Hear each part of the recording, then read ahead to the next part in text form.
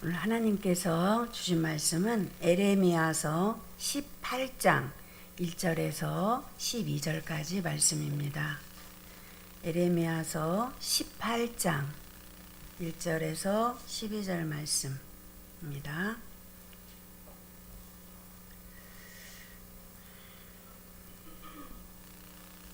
한 절씩 교독하시겠습니다. 여호와께로부터 에레미야에게 임한 말씀에 이르시되 너는 일어나 목장의 집으로 내려가라. 내가 거기에서 내 마음을 내게 들려주리라 하시기로.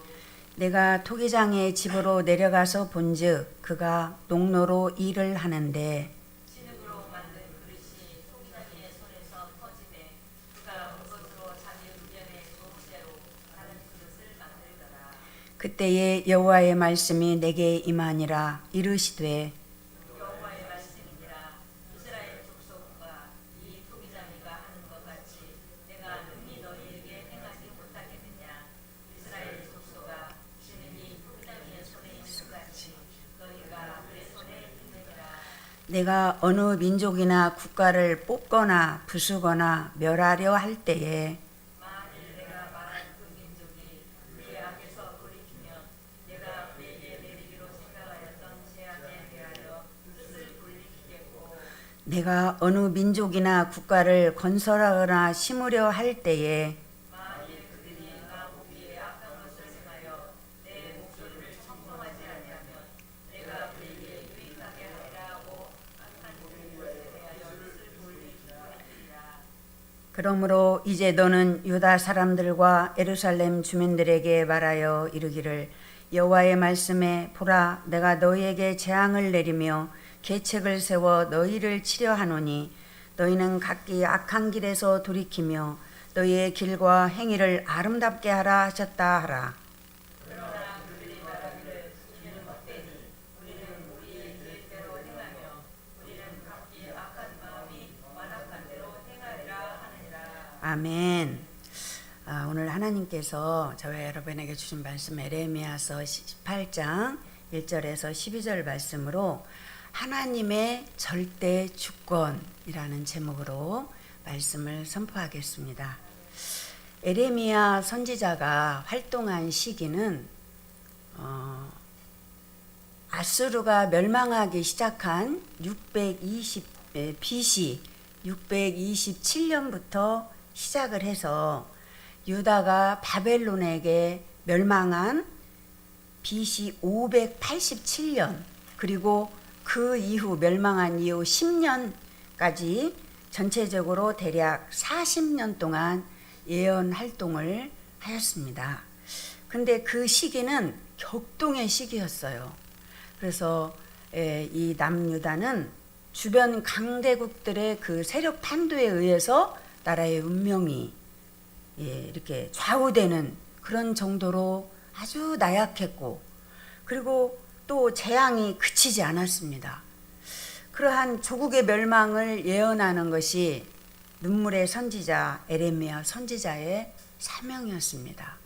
우리가 에레미야서를 읽을 때 또 에레미야 애가서를 이렇게 보면 이 에레미야 선지자가 하나님께서 선포하라고 주신 그 말씀을 선포할 때 얼마나 마음이 아프고 눈물로 그것을 이렇게 백성들에게 알렸는지 그것을 많이 이제 경험을 해보셨습니다.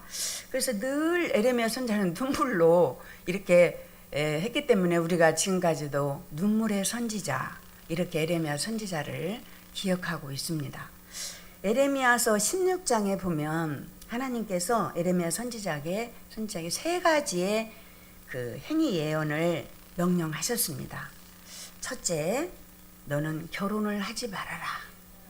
둘째, 너는 초상집에 가지 말라. 셋째는 잔치집에도 가지 말라. 그 이유가 있으셨어요. 이렇게까지 하신 것은 그 너무나 영적으로 무지한 유다의 그 백성들을 깨닫게 하기 위한 것이었는데 그들은 아무리 에레미야 선지자가 외쳐도 깨닫지 못했습니다. 그러한 그들의 모습을 보면서 하나님은 이제 에레미야 선지자에게 너는 토기장의 집으로 가라 이렇게 지금 명령을 하시면서 그곳에서 하나님이 하시고자 하는 말씀을 들려주겠다, 이렇게 말씀을 하셨습니다. 그것이 지금 오늘 우리가 읽은 본문의 말씀입니다. 본문 1절에서 4절까지의 말씀을 우리 한번 같이 읽겠습니다. 여호와께로부터 에레미야에게 임한 말씀에 이르시되 너는 일어나 토기장의 집으로 내려가라. 내가 거기에서 내 말을 내게 들려주리라 하시기로 내가 토기장의 집으로 내려가서 본즉 그가 농로로 일을 하는데 진흙으로 만든 그릇이 토기장의 손에서 터짐에 그가 그것으로 자기 의견에 좋은 대로 다른 그릇을 만들더라. 아멘. 선지자는 토기장의 집에 가서 농로에서 그릇을 만드는 과정을 유심히 살펴보았습니다. 농로라는 것은 이제 흙으로 그릇을 만들 때에 이렇게 사용하는 나무로 만든 이렇게 회전 원반이에요. 그래서 그 위에다가 진흙을 놓고 이렇게 돌리면서 발로 이제 이렇게 조절을 하면서 하면은 그 원반이 돌아갑니다. 그러면 그 위에서 이제 토기장이가 그릇을 만드는 거죠. 그래서 그거를 이제 유심히 보았습니다. 근데 이렇게 돌리면서 이제 모양을 만드는데 그 그릇을 만들다가 토기장이가 모양이 잘못되면 터지면 그것을 다시 어떻게 했습니까? 진흙의 상태로 다시 되돌려서 다시 또 자기가 원하는 형태로 그릇을 만드는 그런 모습을 보았습니다. 여러분 혹시 그 흙이나 도자, 이게 무슨 비가 오는가요? 비 와요. 네. 그 지점토나 뭐 이런 거를 가지고 혹시 뭐 컵이나 또 접시 이런 거 만들어 본 경험 있으시죠? 예, 요즘은 그런 거 체험하는 곳들이 많이 있어요. 그래서 학생들도 그런데 이제 종종 가서 체험도 하고 그러는데, 그러면 거기에서 자기가 쓸 만큼의 이제 흙을 줍니다. 그러면 자기 마음대로 그걸 막 만들어요.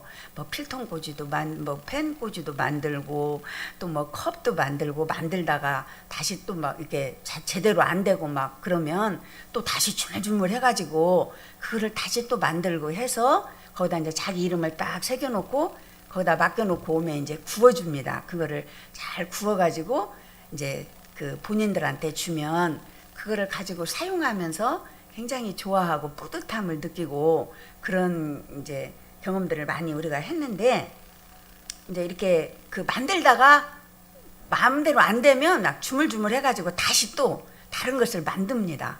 그래서 이런 것들을 볼 때 이 그릇은 순전히 만드는 사람 마음입니다. 예, 그릇은 순전히 토기장이의 의도에 따라서 만들어지는 것이었습니다. 관찰을 해본 결과 선지자가 토기장이 하는 일을 보게 하신 후에 에레미야 선지자에게 말씀이 임했어요. 그것은 곧 토기장의 진흙을 통해서 남유다 백성들은 하나님의 절대 주권을 깨달으라는 그러한 것이었습니다. 5절부터 12절까지의 말씀에서는 하나님의 주권을 세 가지로 지금 말씀을 하고 있어요. 그런데 우리가 이 오늘 본문 말씀을 통해서 하나님의 주권을 깊이 깨닫고 살아가는 저와 여러분들이 되시기를 소망합니다. 예, 하나님의 주권을 깨닫게 하는 말씀 중에서 첫째는 우리가 하나님의 손 안에 있는 자라는 것입니다. 누구 안에 있어요? 하나님의 손 안에. 5절부터 6절 말씀을 같이 읽겠습니다. 그때에 여호와의 말씀이 내게 임하니라. 이르시되 여호와의 말씀이니라. 이스라엘 족속아, 이 토기장이가 하는 것 같이 내가 능히 너희에게 행하지 못하겠느냐? 이스라엘 족속아, 진흙이 토기장이의 손에 있음 같이 너희가 내 손에 있느니라. 너희가 내 손에 있느니라. 이렇게 말씀하셨습니다. 토기장의 손 안에 있는 진흙은 토기장이가 만들고자 하는 대로 사용되어지듯이 우리 인간들 또한 하나님의 손 안에 있는 자들입니다. 진흙 같은 우리 인간들은 스스로 아무것도 할 수 없는 그러한 존재라는 사실을 깨달으라는 그러한 말씀이 되겠습니다. 여러분, 진흙이 스스로 무엇을 할 수 있을까요? 진흙이 나는 예쁜 꽃병이 되고 싶어요 한다고 그래서 그렇게 될 수 있을까요? 진흙 저는 아무것도 안 만들면 좋겠어요 한다고 그래서 그렇게 될까요? 아무것도 할 수 없습니다. 진흙은. 진흙 같은 우리 인간들도 마찬가지로 우리 힘으로는 아무것도 할 수 없기 때문에 하나님만을 온전히 의지하면서 살아가야 됩니다. 그런데 남유다 백성들처럼 오늘날의 우리들도 이 시대의 사람들은 하나님을 의지하지 않고 살아가고 있습니다. 다시 말해서 하나님의 손에 붙잡힘 받지 않고 살려고 합니다. 자기 마음대로. 자, 여러분들 집에서 그릇 깨뜨려 본 적 있으시죠? 나이가 들수록 더 그릇을 잘 깨뜨리더라고요. 그릇이 막 잘 놓쳐요. 그런데 우리들의 손에서 그릇이 떠날 때 이 그릇이 어떻게 됩니까? 산산조각이 나버립니다.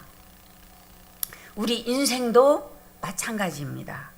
하나님의 손을 떠나는 순간 깨져서 산산조각이 나고 만다는 사실을 우리는 명심을 해야 되겠습니다. 하나님 손에 붙잡힘 받는 저와 여러분들이 되시기를 간절히 바랍니다. 자, 어떤 연약한 자도 어떤 악하고 추한 죄인일지라도 하나님 손에 붙잡힘만 받으면 짧은 인생을 아름답게 살다가 가게 될 것입니다. 우리 성경에는 두 부류의 사람들이 기록되어 있습니다. 하나는 하나님의 손에 붙잡힘 받은 자이고 또 다른 하나는 하나님 손에 붙잡힘 받지 못한 자들입니다. 자, 예를 들어볼까요? 하나님 손에 붙잡힘 받은 사람 중에서 대표로 세 사람만 한번 꼽아본다면 누가 있을까요? 첫째로 노아를 한번 생각해 봅니다. 노아는 묵묵히 하나님 손에 붙잡혀서 100년 동안 방주를 지으면서 사람들의 비웃음 속에서 홍수 심판을 알렸습니다. 정말로 홍수 심판이 시작되었을 때 오직 노아의 가족만이 구원을 받은 사실을 우리는 다 알고 있습니다. 네. 그다음에 다윗 왕이 있습니다. 다윗 왕은 범죄한 적도 있지만 그때 철저히 회개를 했고 그리고 하나님 손에 붙잡혀서 이스라엘을 아주 강대한 국가로 그렇게 만들었습니다. 세 번째로 볼 수 있는 사람은 세례 요한입니다. 세례 요한은 하나님 손에 붙잡혀서 일생을 오직 예수님 오시는 그 길만 준비하다가 젊은 나이에 순교하고 말았습니다. 이외에 모세도 있고 사도 바울도 있고 예수님의 제자들도 있고 선지자들도 있고 아주 훌륭한 분들이 많이 있습니다. 이제 세 명으로 이제 마치고 반면에 하나님의 손을 뿌리치고 살았던 사람들이 있지요. 대표적으로 세 사람을 살펴보면 제일 먼저 누가 떠오르십니까? 너무 많아서 말할 수 없어요. 자, 이스라엘의 초대 왕이었던 사울 왕이 있습니다. 근데 사울 왕이 얼마나 준수하게 생겼고 정말로 하나님께 택함 받아서 초대 왕이 되었잖아요. 그런데 나중에 하나님의 손을 떠났습니다. 그래서 사울 왕의 마지막은 스스로 목숨을 끊고 자살함으로써 비참하게 끝났습니다. 두 번째는 거짓 선지자들입니다. 이들 또한 하나님의 손을 뿌리치고 자신들의 수단과 방법으로 백성들을 잘못 가르치고 잘못된 길로 이끌고 갔습니다. 그래서 그들의 마지막은 모두가 다 비참하게 끝났습니다. 셋째로 예수님의 제자였던 가룟 유다가 있습니다. 예수님의 12제자로 택함받은 얼마나 축복받았은 그러한 사람이었는데 이 사람이 예수님을 떠나서 예수님을 팔게 되고 나중에 예수님이 회개할 기회를 4번이나 주셨지만 예수님 손을 뿌리쳤고 가룟 유다는 결국 스스로 목숨을 끊고 자살을 하고 말았습니다. 우리나라의 자살률이 세계에서 1위라고 합니다. 2023년도 통계는 아직 안 나왔고 22년도 통계청 그 자료에 보면은 우리나라에서 일어난 자살하는 사람이 1년에 13,000명 정도, 12,900 몇십 명, 그러니까 13,000명 정도가 자살을 했다고 그래요. 그러면 하루에 35명, 한 달에 1,050명 이렇게 자살을 했다는 겁니다. 그런데 더 큰 문제는 청소년들 중에서 자살을 한 번이라도 생각해 본 적이 있는 사람이 10명 중에 6명이 있다고 합니다. 이것이 더 큰 문제예요. 특히 기독교인들이 자살하는 경우도 있는데 그것은 곧 하나님의 손을 붙잡지 아니한 자들의 그러한 마지막 모습이라고 우리가 보아야 할 것입니다. 전능자의 손을 붙잡고 힘든 세상을 살아간다면 우리가 얼마든지 강하고 담대하게 살아갈 수가 있습니다. 우리 모두 이렇게 귀하고 강하고 담대하게 살아가는 귀하고 복된 저와 여러분들이 되시기를 소망합니다. 예. 하나님의 주권을 깨닫게 하는 말씀 중 둘째는 하나님의 절대 주권을 인정하는 삶을 살아가야 합니다. 7절에서 8절 말씀을 한번 같이 읽어보겠습니다. 내가 어느 민족이나 국가를 뽑거나 부수거나 멸하려 할 때에 만일 내가 말한 그 민족이 그의 악에서 돌이키면 내가 그에게 내리기로 생각하였던 재앙에 대하여 뜻을 돌이키겠고. 아멘. 자, 우리 하나님께서 어떤 국가를 멸하기로 지금 작정을 하셨다 할지라도 그 민족이 회개하고 돌이키면 재앙을 면해 주시겠다고 하셨습니다. 실제로 이러한 예가 성경에 있었습니다. 어디에 있지요? 니느웨. 니느웨를 멸망하기로 작정을 하셨는데 요나 선지자를 보내셨잖아요. 그래서 요나 선지자가 외쳤는데 40일 후에 멸망을 한다 이렇게 하나님 계획을 알렸을 때 그들이 전부 회개하고 하나님께 무릎 꿇고 자기 죄를 자복하고 돌아왔습니다. 그래서 하나님께서 그 멸하기로 한 그것을 다시 돌이키시고 멸망을 하지 않았던 것을 우리가 성경 역사를 통해서 알 수 있습니다. 그러니까 지금 남유다가 지금 하나님의 재앙을 받을 수밖에 없는 상황이지만 회개하고 하나님의 손을 붙잡기만 하면 이 재앙을 면하게 해주겠다는 그러한 말씀을 지금 선지자를 통해서 이제 들려주고 계십니다. 다음에 9절부터 10절을 함께 읽겠습니다. 내가 어느 민족이나 국가를 건설하거나 심으려 할 때에 만일 그들이 나보기에 악한 것을 행하여 내 목소리를 청종하지 아니하면 내가 그에게 유익하게 하리라고 한 복에 대하여 뜻을 돌이키리라. 아멘. 자, 하나님께서 어떤 국가를 복을 주시겠다고 약속을 하셨어도 하나님 보시기에 악을 행하고 하나님 목소리를 청종치 아니하면 주시겠다고 하신 복을 거두시겠다는 그러한 말씀입니다. 자, 토기장의 손에 있는 진흙처럼 국가나 인생도 하나님 보시기에 마음에 들지 아니하면 그릇을 만들다가도 다시 진흙덩어리로 뭉쳐서 흙으로 돌아가게 하듯이 하신다는 그러한 말씀입니다. 이것이 바로 하나님의 절대 주권입니다. 이 주권 앞에서 진흙이 무엇이라고 말할 수 없는 것입니다. 그런데 이스라엘은 이사야서에 보면 하나님께 따졌습니다. 이사야 29장 16절을 한번 찾아서 한번 읽어보겠습니다. 이사야 29장 16절 999쪽입니다. 999쪽 구약성경 이사야 29장 16절 말씀입니다. 너희의 패역함이 심하도다. 진흙같이 여기겠느냐? 지음을 받은 물건이 어찌 자기를 지은 이에게 대하여 이르기를 그가 나를 짓지 아니었다 아니며 빚음을 받은 물건이 자기를 빚은 이에게 대하여 이르기를 그가 총명이 없다 하겠느냐. 자, 인간이 하나님의 주권 앞에 이렇다 저렇다 하는 것은 진흙이 토기장에게 따지는 것과 같은 경우입니다. 얼마나 우스운 일입니까? 자, 소나 돼지가 주인한테 왜 나를 도살장에 보내느냐 이렇게 따질 수 있나요? 없지요. 그것과 똑같은 겁니다. 주인의 주권으로 죽이기도 하고 살리기도 하고 팔기도 하는 것입니다. 하나님도 인간이 하나님 보시기에 마음에 들지 않게 살면 버리기도 하시고 망하게도 하는 것이 하나님의 주권입니다. 어느 누구도 하나님의 주권에 도전할 수 없는 것입니다.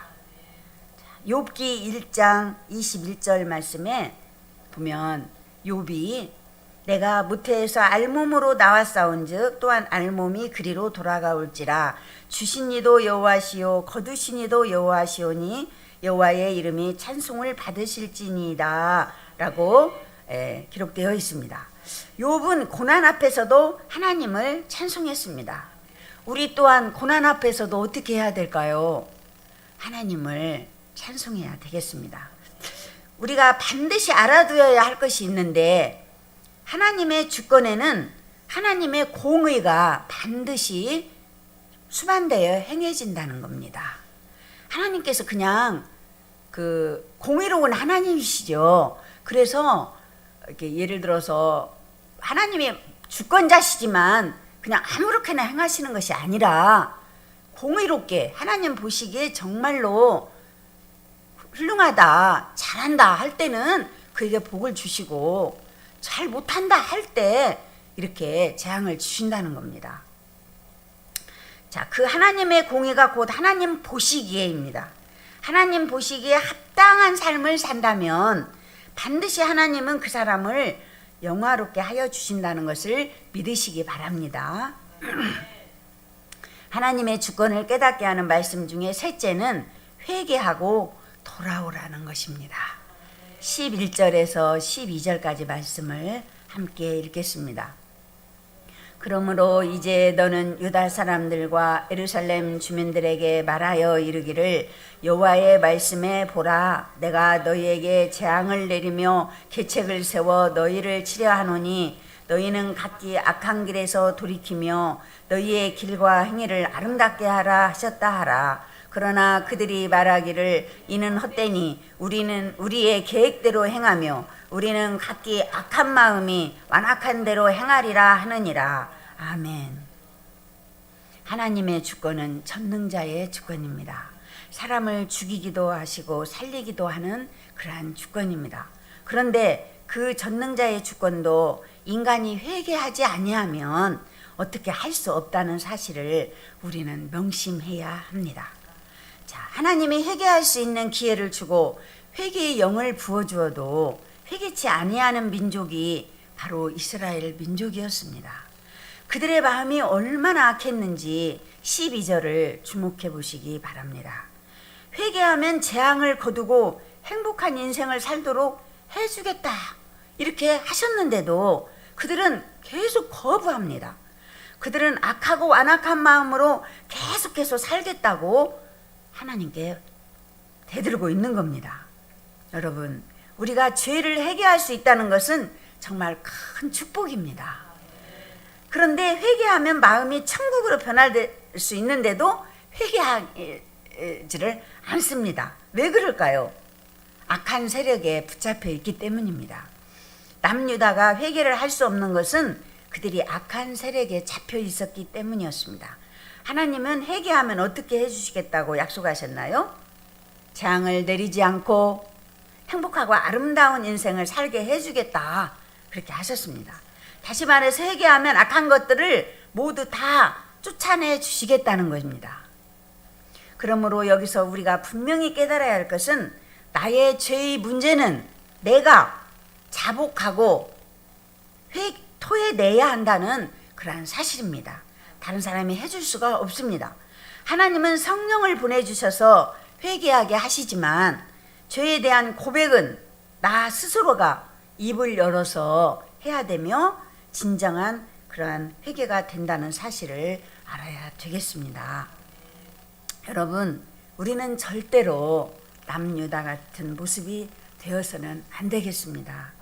그 어떤 악한 죄일지라도 어떤 방해하는 세력이 회개하지 못하게 할지라도 다 이겨내고 예수 그리스도의 십자가 앞에 다 나와서 우리 죄를 자복하고 회개하면 그때부터는 성령께서 우리를 도와주십니다. 아멘. 담대히 죄를 고백하고 남은 인생을 아름답게 살아가는 귀하고 복된 우리 모두가 되시기를 소망합니다. 아멘. 자, 우리는 토기장의 손 안에 있는 흙덩이와 같은 그러한 존재입니다. 어떤 흙덩이 하나를 의인화해서 만든 토기장이와 그릇 이야기가 있습니다. 이 이야기에 담긴 교훈을 생각해 보시기 바랍니다. 모든 진흙덩이의 최고의 꿈은 최고의 그릇이 되어서 왕궁의 식탁이나 부잣집의 장식장에 올라가는 것이었습니다. 다행인 것은 우리 흙덩이의 주인은 단순한 토기장이가 아니라 이 나라 최고의 도웅이었습니다. 우리 주인이 만든 그릇들은 거의 다 왕궁이나 부잣집으로 팔려나갔습니다. 어느 날 최고의 토기장이가 내 앞에 앉아서 나를 반죽하기 시작했습니다. 그러자 나도 흥분하기 시작했습니다. 그동안 내가 보아왔듯이 이 세상에서 가장 멋진 작품으로 태어날 내 모습이 떠올랐기 때문입니다. 그런데 좀 이상한 느낌이 들었습니다. 토기장이가 빛낸 나의 모습은 이전과는 전혀 달랐기 때문입니다. 한쪽으로 기울어진 주둥이에 유난히도 넓은 손잡이, 나를 지켜보는 다른 진흙덩이들의 비웃음 소리가 들렸습니다. 나는 너무 속상해서 눈물이 나오려고 하였습니다. 나를 이런 흉측한 모습으로 빚은 토기장의 손길이 밉고 또 미웠습니다. 마지막으로 불가마에서 나온 내 모습은 정말 절망적이었습니다. 토기장이가 날 왜 이런 모습으로 빚었는지 도무지 이해할 수 없었습니다. 하지만 토기장이는 내가 완성되자마자 가마에서 제일 먼저 꺼내서 나를 품에 안고 밖으로 뛰어나갔습니다. 그가 도착한 곳은 어느 가난한 농부의 집이었습니다. 나를 이렇게 가난한 농부에게 팔려고 이런 모습으로 만든 토기장이가 생각할수록 미웠습니다. 차라리 바닥에 떨어져 내가 깨져 없어지기를 바랄 뿐이었습니다. 그런데 밖으로 나온 농부의 모습을 보는 순간 나는 깜짝 놀랐습니다. 그 농부는 농사일을 하다가 두 손이 잘리고 팔만 남은 사람이었습니다. 그래서 그는 평범하게 생긴 그릇을 사용할 수가 없었던 것입니다. 토기장이는 이 사실을 알고 이 농부를 위해 손이 아닌 팔로 사용할 수 있는 나처럼 생긴 그릇을 만들었던 것입니다. 나를 붙잡고 고마워서 눈물을 흘리는 농부에게 토기장이가 말했습니다. 더 고마운 것은 나요. 내가 질그릇을 만들면서 이렇게 기뻤던 적은 처음이요. 이 그릇은 나의 최고의 작품이요. 토기장이가 만든 최고의 작품이 나라는 사실을 나는 그때 깨달았습니다. 그리고 나를 빚던 토기장이의 그 따스한 손길을 그제서야 느낄 수 있었답니다. 자, 토기장이이신 절대 주권자이신 하나님께서 만드신 최고의 걸작품이 바로 바로 여러분 한 분 한 분이심을 믿으시기 바랍니다. 예, 세상에 단 하나밖에 없습니다. 우리 모습과 똑같은 사람이 또한 하나도 있습니까? 없습니다. 우리의 모습은 전부 다르게 한 사람 한 사람 다르게 이 세상에 단 하나밖에 없는 하나님께서 빚으신 최고의 걸작품입니다. 자, 그러면 옆에 계신 분들을 한번 최고의 걸작품이라고 칭찬을 한번 해드릴까요? 장로님은 하나님께서 만드신 최고의 걸작품이십니다. 목사님은 하나님께서 만드신 최고의 걸작품이십니다.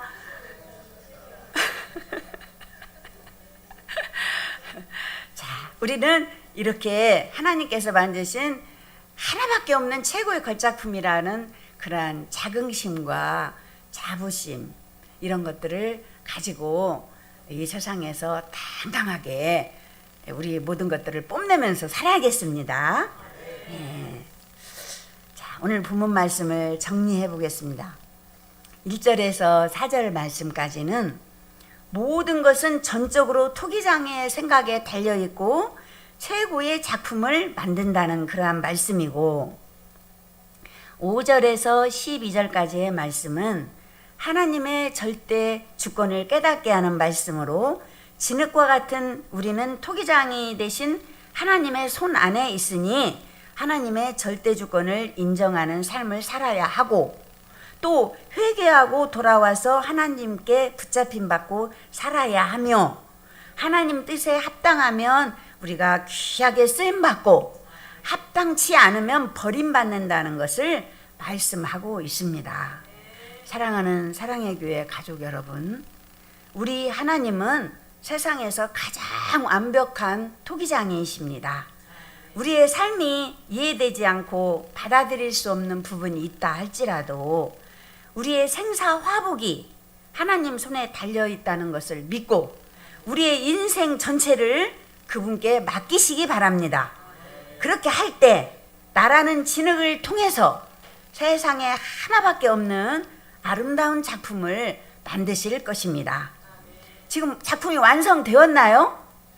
아직 되어가고 있는 중이시지요. 작품의 완성은 우리가 숨 거둘 때까지 작품은 계속 더 아름답게 바뀔 것입니다. 하나님 손에 맡겨진 진흙으로 감사하며 살기를 원하는 여러분들의 생애 속에 하나님의 은총이 가득하시기를 예수님의 이름으로 축원합니다. 기도드리겠습니다. 자비하신 하나님 아버지, 우리 모두가 하나님의 뜻에 따라 만들어진 존재임을 깨달아 알게 하심을 감사드립니다. 성령으로 더욱 강하고 새롭게 구워져서 하나님의 뜻에 합당하여 귀하게 쓰임받는 아름다운 그릇들이 다 되게 하여 주시옵소서. 예수님의 이름으로 기도드립니다. 아멘.